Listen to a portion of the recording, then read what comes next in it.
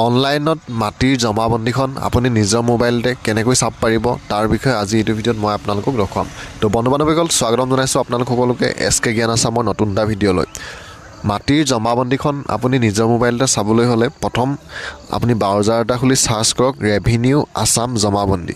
তো এনেকৈ চাৰ্চ কৰাৰ লগে লগে আপোনালোকৰ সন্মুখত এনেদৰে আহি যাব। তো ইয়াত যোনটো প্ৰথম ধৰিত্ৰী ছাৰ্ভিচ ফৰ চিটিজেন বুলি যোনটো প্ৰথম আপোনালোকৰ সন্মুখত আহিছে, আপোনালোকে ইয়াত ক্লিক কৰিব। আৰু যেতিয়া আপোনালোকে ধৰিত্ৰী ছাৰ্ভিচ চিটিজেনত ক্লিক কৰিব, তাৰপিছত পিছৰ পেজটো আপোনালোকৰ সন্মুখত এনেদৰে আহি যাব। তো ইয়াত আপোনালোকে প্ৰথম আপোনাৰ নিজৰ জিলাখনৰ নামটো ইয়াত ছিলেক্ট কৰি ল'ব। তাৰপিছত চাৰ্কল অফিচটো আপোনালোকৰ কি হয় জিলাখনৰ সেইটো ছিলেক্ট কৰিব।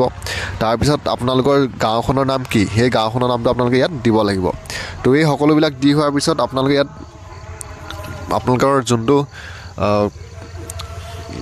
মাটিৰ পটা নম্বৰ হয় সেই পটা নম্বৰটো ইয়াত দিব লাগিব। ইয়াত দুটা অপশ্যন আছে আপোনালোকে জমাবন্দীখন চোৱা, এটা হ'ল মাটিৰ ডাক নম্বৰ আৰু এটা হ'ল আপোনালোকৰ পটা নম্বৰ।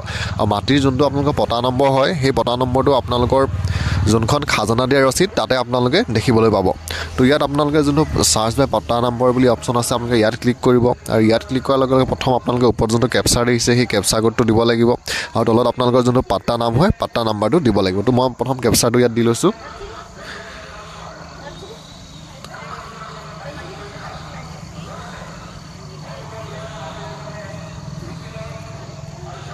কেপচাৰটো দি আপোনাৰ যোনটো পটা নম্বৰ হয় সেই পটা নম্বৰটো ইয়াত ছেম টু ছেম ইয়াত দিব।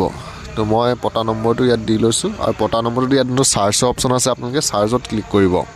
আৰু চাৰ্চত ক্লিক কৰাৰ লগে লগে আপোনালোকৰ সন্মুখত এনেদৰে আহি যাব। ইয়াত যোনটো প্ৰথম আপোনালোকে দেখিছে ইয়াত ক্লিক কৰিব। আৰু যোনটো চি জমাবন্দীৰ যোনটো অপশ্যন আছে আপোনালোকে ইয়াত ক্লিক কৰিব। আৰু যেতিয়া আপোনালোকে চি জমাবন্দীত ক্লিক কৰিব তেতিয়া আপোনাৰ যোনখন মাটিৰ জমাবন্দী হয় সেই জমাবন্দীখন আপোনালোকৰ সন্মুখত এনেদৰে আহি যাব। তো ইয়াৰ পৰা আপোনালোকে ছেভ কৰিও ৰাখি ল'ব পাৰে। যদি আপোনালোকক ইয়াৰ প্ৰিণ্ট আউট কপি দৰকাৰ হৈছে তেতিয়া আপোনালোকে ইয়াত এই যোনখন আপোনাৰ মাটিৰ জমাবন্দী হয় সেই জমাবন্দীখন ইয়াত আপুনি ছেভ কৰিও ৰাখিব পাৰিব।